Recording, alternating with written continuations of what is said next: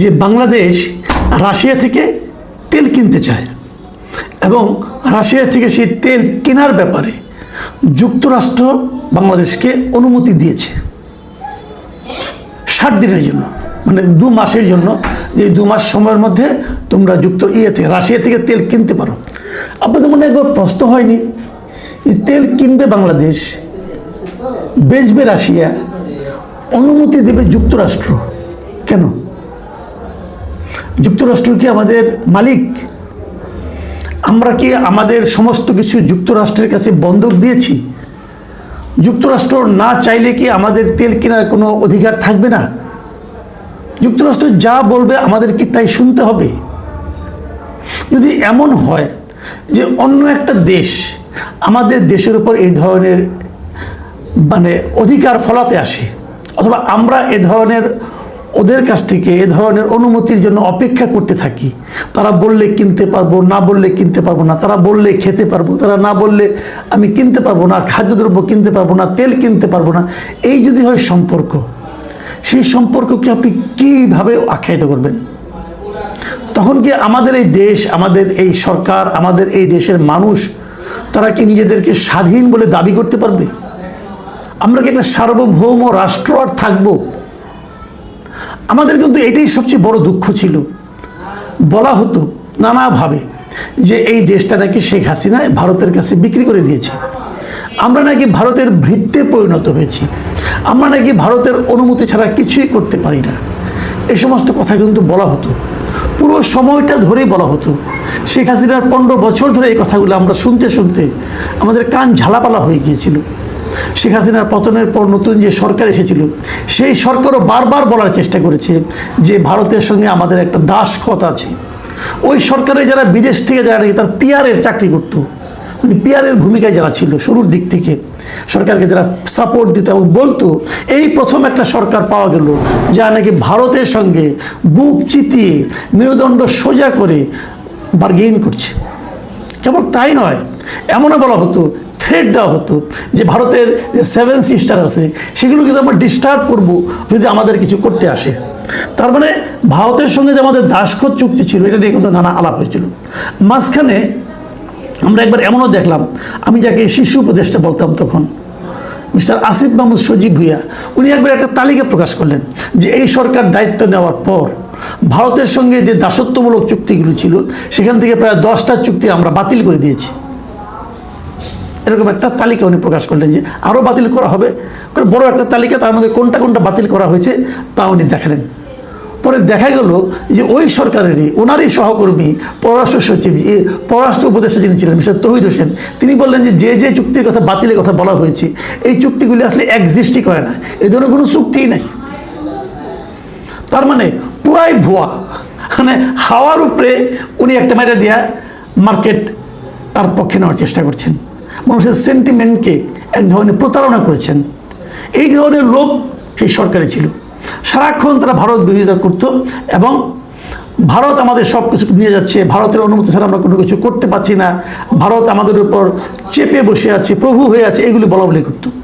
কিন্তু তারা এই সময়ে, এই 1.5 বছরে একটাও দেখাতে পারেনি যে ভারতের সঙ্গে বাংলাদেশের কী কী চুক্তি শেখ হাসিনা করেছিল যে নাকি দাসত্বমূলক এবং যেগুলো নাকি তারা বাতিল করে দিয়েছে। তারা কিছুই বাতিল করেনি। যে চুক্তির কথা আমরা খুব বলা বলি হতো যে আদানি থেকে বিদ্যুৎ আনি আমরা, সেই বিদ্যুৎটা দাসত্বমূলক, এবং ওই সরকার দায়িত্ব নেওয়ার পর প্রথম যে ঋণটা টাকাটা পরিশোধ করেছে এটা কিন্তু আদানিটা শোধ করেছে। এই হলো আমাদের সরকারের অবস্থা। 1.5 বছর তারা ওই চুক্তিটা রিভিউ করতো, বাতিল করতো, কিচ্ছু করেনি। তো এই যদি হয় বাস্তবতা, তখন এই সরকার, ওই সরকার, ওই অন্তর্বর্তীকালীন সরকার, তারা একদম ক্ষমতা থেকে নেমে যাওয়ার ঠিক 3 দিন আগে যুক্তরাষ্ট্রের সঙ্গে একটা চুক্তি করেছে, এগুলো বাণিজ্য চুক্তি, এবং সেই বাণিজ্য চুক্তির নন ডিসক্লোজার বাণিজ্য, মানে ওই চুক্তিটা কী করেছে তারা যাওয়ার আগে 1 দিনের জন্য প্রকাশ করেনি। আমাদের সরকার এখনও আনুষ্ঠানিকভাবে সেই চুক্তিটা কিন্তু প্রকাশ করেনি।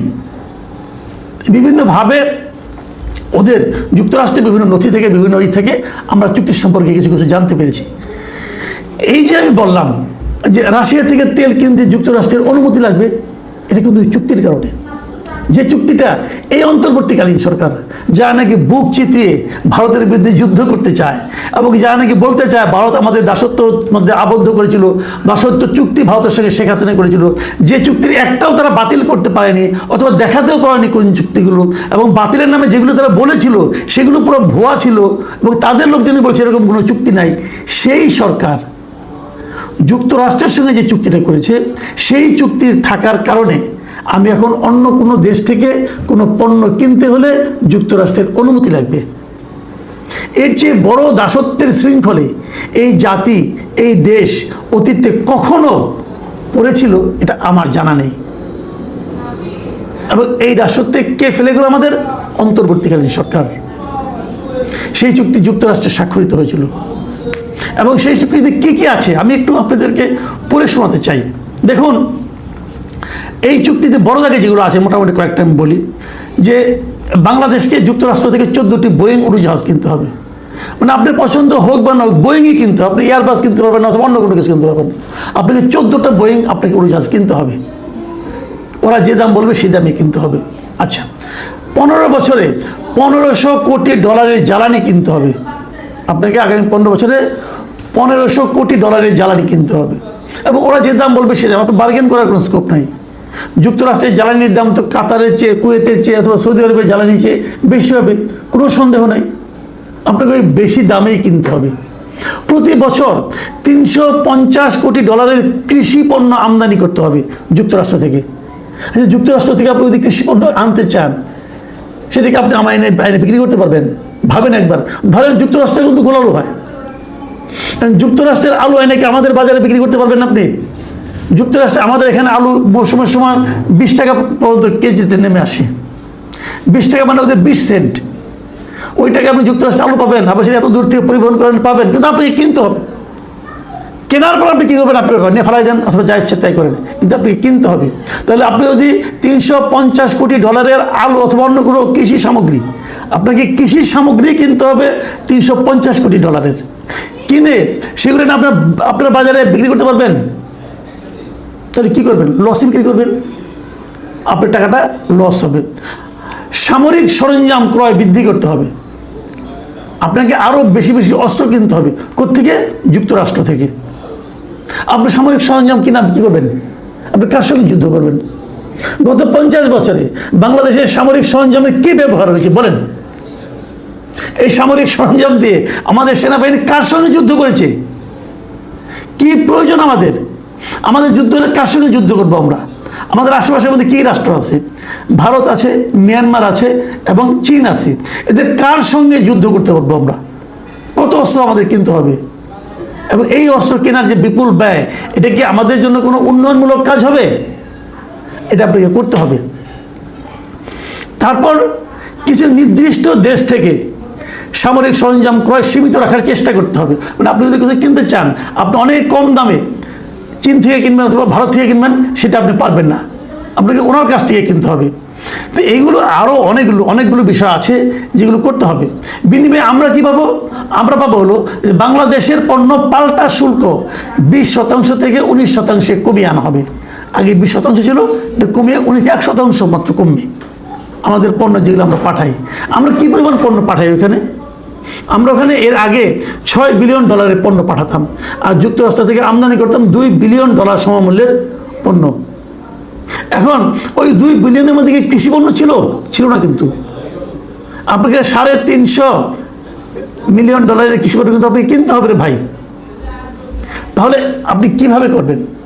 আর আপনাকে আরেকটা বড় জিনিস আপনাকে মাথায় রাখতে হবে যে এই চুক্তিতে যদি আপনি করেন তাহলে আপনি বিদেশের কাছ থেকে কোনো কিছু কিনতে পারবেন না, কিন্তু হলে যুক্তরাষ্ট্রের অনুমতি লাগবে। এই যে আমাদের রূপপুর একটা পারমাণবিক বিদ্যুৎ কেন্দ্র রয়েছে, এই বিদ্যুৎ একটা চুক্তির একটা অংশ আছে যে যুক্তরাষ্ট্র ব্যতিরেকে নতুন করে বাংলাদেশ অন্য কোনো দেশ থেকে পারমাণবিক প্রযুক্তি ক্রয় করতে পারবে না।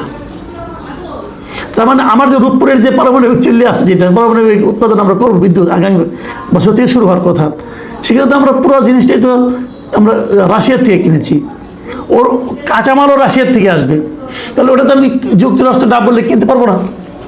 তো এই যে বিষয়গুলো এবং এর বাইরে যে জিনিসটার কারণে আমরা এই অনুমতিটা নিচ্ছি সেটা হলো গিয়া আমাদেরকে কিন্তু অন্য কোনো দেশে যে সমস্ত দেশকে যুক্তরাষ্ট্র কোনো ধরনের নিষেধাজ্ঞা দেবে যে এই দেশের পণ্য আমরা কিনবো না, মানে যুক্তরাষ্ট্র যদি বলে আমি রাশিয়ার পণ্য কিনবো না, আমি ইরানের পণ্য কিনবো না, ইরানের পণ্য বিক্রয়ের উপর যদি যুক্তরাষ্ট্র নিষেধাজ্ঞা দেয় সেই নিষেধাজ্ঞা আমাদেরও মানতে হবে। আমরা তাহলে যুক্তরাষ্ট্র যদি রাশিয়ার তেল কেনার উপর নিষেধাজ্ঞা ছিল, অতএব আমরাও কিনতে পারবো না, এবং আমরা কিন্তু যুক্তরাষ্ট্রের কাছ থেকে পারমিশন নিতে হবে, এবং যে পারমিশনটা ওরা এবার আমাদের 9 জুন পর্যন্ত দিয়েছে। ইন্টারেস্টিং হলো এই এর সময় মধ্যে কিন্তু আমাদের কোনো পণ্য রাশিয়া থেকে আমরা কিন্তু তেল কিনতেছি না, আমরা কিনতেছি না, কিন্তু তারা পারমিশন দিয়ে রাখছে, তারা ইচ্ছা দিবে পারমিশন। যদি আমরা কিনতেও চাইতাম তারপর লাভ হতো না, কোনো রাশিয়ার তেল আমাদের আইনে খুব একটা সুবিধা হয় না। যাই হোক, এই যে বিষয়গুলো, এখন প্রশ্ন হলো এই ধরনের একটা চুক্তি অন্তর্বর্তীকালীন সরকার কেন করলো, কার মাধ্যমে করলো, কার স্বার্থে করলো, এটা স্পষ্ট আমি মনে করি এটা নিয়ে সংসদে আলোচনা হওয়া উচিত ছিল। সংসদে এত কিছু আলোচনা হচ্ছে, এই চুক্তির আলোচনা হচ্ছে না। তেল গ্যাসের চেয়ে একটা বড় সমস্যা, এটা আজকে দেখলাম বলেছেন একটা অনুষ্ঠানে মিস্টার দেবপ্রিয় ভট্টাচার্য, উনি বলছেন যে তেল গ্যাসের যে সমস্যা তার চেয়ে বড় সমস্যা হলো যুক্তরাষ্ট্রের সঙ্গে করা এই বাণিজ্য চুক্তি। এটা নিয়ে কোনো আলোচনা হচ্ছে না, সরকার আলোচনা করছে না, বরঞ্চ এই চুক্তির যিনি মূল হোতা অন্তর্বর্তীকালীন সরকারের ওই সময় যিনি ওই চুক্তির জন্য যুক্তরাষ্ট্রে চলে গিয়েছিলেন ডক্টর খলিলুর রহমান, তাকে এই সরকার পররাষ্ট্রমন্ত্রী বানিয়েছে। ব্যাখ্যাটা কি? সহজ ব্যাখ্যা, আমি ব্যাখ্যাটা করে দিচ্ছি। ব্যাখ্যাটা হলো, আসলে আমি বারবার প্রশ্ন করছিলাম না যে হোয়াই ডক্টর খলিলুর রহমান, তাকে কেন এই